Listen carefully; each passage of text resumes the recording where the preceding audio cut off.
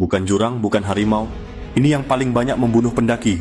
Di tengah dinginnya malam pegunungan tidak terdengar jeritan. Tidak ada suara minta tolong.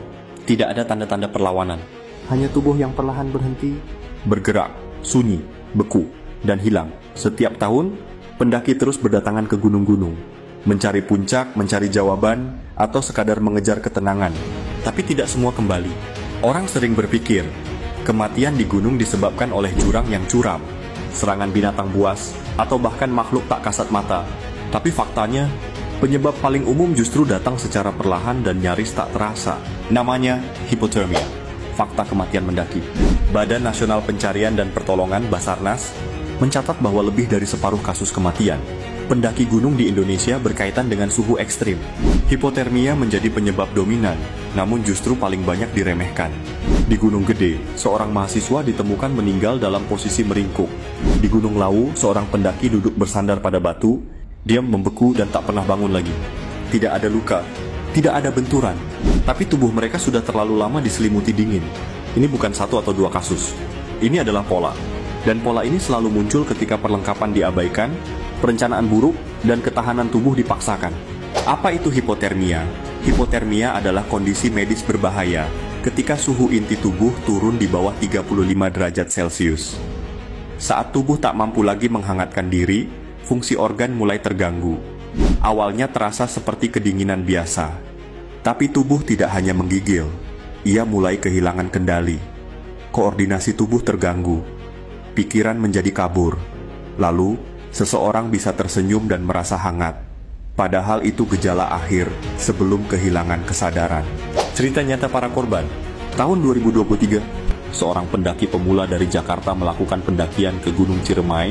Ia bersama dua temannya terjebak hujan deras di ketinggian 200-400 meter, tidak membawa jas hujan, tidak menggunakan pakaian tahan angin. Mereka hanya berlindung di bawah pohon.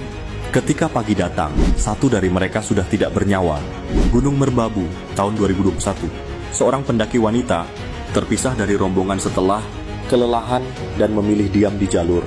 Ia ditemukan dalam kondisi masih duduk, tangan melipat di dada, dan napas telah berhenti. Tidak ada luka, tapi suhu tubuhnya turun drastis, dan ini terus terjadi, lagi dan lagi. Karena satu kesalahan kecil, meremehkan dingin. Faktor pemicu hipotermia. Hipotermia tidak datang begitu saja. Ia diundang oleh kelalaian. Berikut adalah beberapa faktor utama yang memicu hipotermia di gunung. Pertama, pakaian yang tidak sesuai. Pakaian berbahan katun, seperti kaos biasa, mudah menyerap keringat dan air hujan. Ketika basah, tubuh kehilangan panas jauh lebih cepat. Kedua, tidak adanya perlindungan dari angin. Angin pegunungan bisa menurunkan suhu tubuh 5 hingga 10 derajat lebih cepat. Tanpa jaket windproof dan rainproof, pendaki akan lebih rentan. Ketiga, kurang asupan makanan dan cairan. Tubuh yang lapar dan dehidrasi tidak mampu memproduksi panas secara optimal. Makanan tinggi kalori adalah bahan bakar utama tubuh untuk bertahan di suhu rendah. Keempat, terlalu memaksakan diri. Pendakian yang tidak memperhitungkan waktu dan tenaga membuat tubuh kelelahan. Saat energi habis, suhu tubuh mulai jatuh. Di titik itulah hipotermia mengambil alih. Kelima, salah perhitungan waktu. Mendaki terlalu sore atau bermalam di area tanpa perlindungan membuat risiko semakin besar. Tidur tanpa shelter atau tenda dengan alas seadanya hanya mempercepat proses pendinginan tubuh. Tanda-tanda hipotermia. Mengenali gejala awal hipotermia bisa jadi pembeda antara hidup dan mati. Pada tahap ringan, tubuh mulai menggigil hebat, kulit mulai pucat, ujung jari membiru, dan muncul rasa tidak nyaman ekstrem.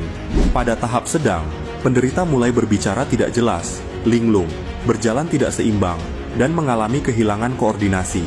Pada tahap berat, tubuh berhenti menggigil, tekanan darah menurun drastis, denyut nadi melemah, hingga akhirnya hilang kesadaran. Banyak korban ditemukan dalam posisi tidur, seolah tertidur dengan tenang, padahal itu tidur terakhir mereka. Apa yang harus dilakukan saat hipotermia terjadi? Ketika gejala hipotermia muncul, waktu sangat terbatas. Langkah pertama adalah menghentikan kehilangan panas lebih lanjut. Segera ganti pakaian basah dengan pakaian kering. Selimuti korban dengan sleeping bag, matras, atau thermal blanket. Bila tidak tersedia, dekapan tubuh bisa menjadi satu-satunya sumber panas yang efektif. Buat api unggun atau gunakan peralatan pemanas jika memungkinkan. Berikan minuman hangat seperti air jahe, bukan kopi atau alkohol. Alkohol justru mempercepat hilangnya panas dari tubuh. Jangan biarkan korban tertidur. Tetap jaga kesadaran korban, karena tidur dalam kondisi hipotermia bisa berujung pada kematian. Dan yang paling penting, segera panggil bantuan. Evakuasi ke tempat lebih hangat dan lebih aman adalah solusi utama. Pencegahan adalah kunci. Hipotermia bukan takdir. Ia bisa dicegah, dan pencegahannya dimulai jauh sebelum kaki menginjak jalur pendakian. Perencanaan yang matang, pemilihan perlengkapan yang tepat, menjaga pola makan dan istirahat, serta tidak memaksakan diri adalah langkah awal mencegah kematian sunyi ini. Gunakan prinsip layering dalam berpakaian. Lapisan pertama untuk menyerap keringat, lapisan kedua untuk insulasi, dan lapisan ketiga untuk menahan angin dan air. Selalu bawa pakaian cadangan kering, headlamp, emergency blanket, dan sarung tangan tahan air. Jangan menunda membuat bivak atau shelter saat cuaca memburuk. Gunung tidak pernah salah. Ia tidak membunuh, tidak menyerang. Yang sering salah adalah manusia yang menganggap dirinya kebal. Yang berpikir, dingin hanyalah rasa, bukan bahaya nyata. Hipotermia tidak terdengar, tidak terlihat, dan tidak terasa hingga semuanya terlambat. Tapi sekarang, setelah menonton ini, kamu tidak bisa lagi bilang, tidak tahu, bicaralah tentang ini. Sebarkan pengetahuan ini, karena satu video ini bisa menyelamatkan satu nyawa. Dan di gunung, satu nyawa selalu berarti